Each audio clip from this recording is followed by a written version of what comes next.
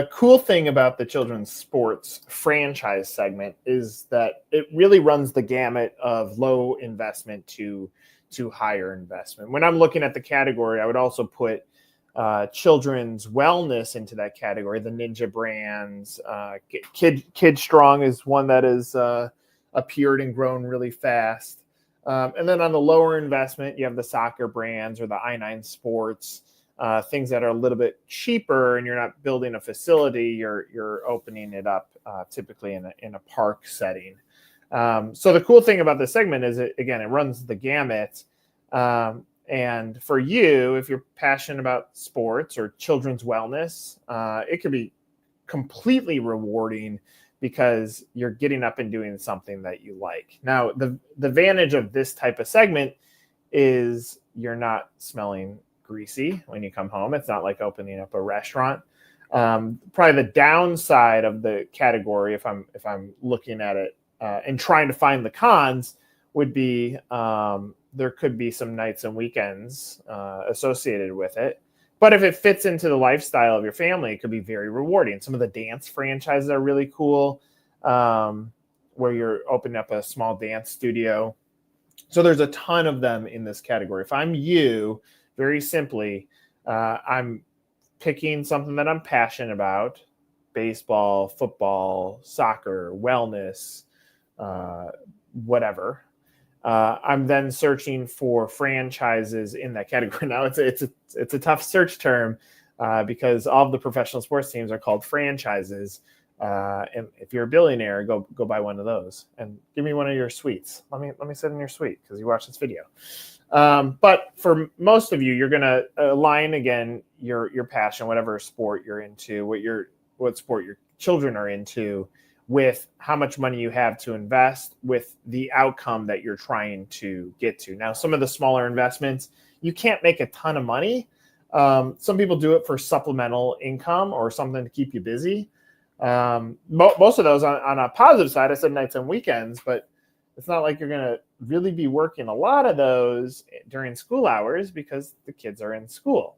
And so at least it centralizes what hours you're going to be working on this business. Many of them are semi-absentee, which is intriguing. Like you can plant some of your savings into a business and build it up slowly in the community.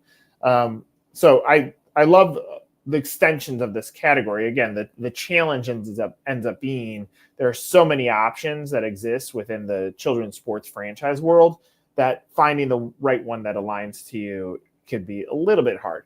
Now, I've said this in other videos.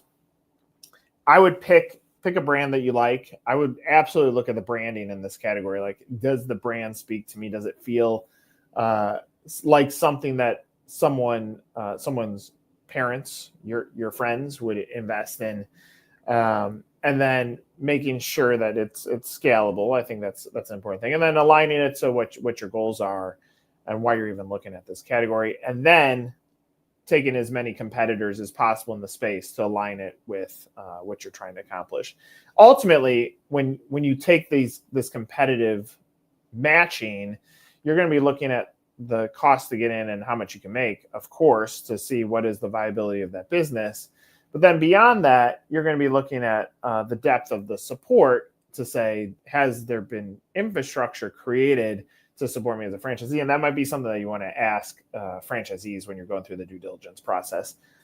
If you haven't watched one of my videos before, be sure to go to 1851franchise.com.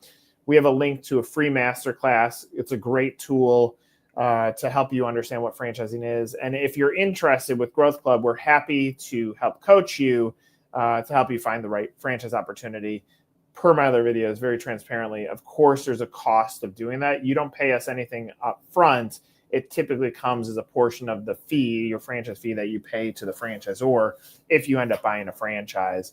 So just important to note if you choose to use us. Obviously, you can go direct to the brands as well and fill out a form on their site. That costs you nothing to fill out a form on our site and have a conversation with us. Hopefully that gave you some nuggets.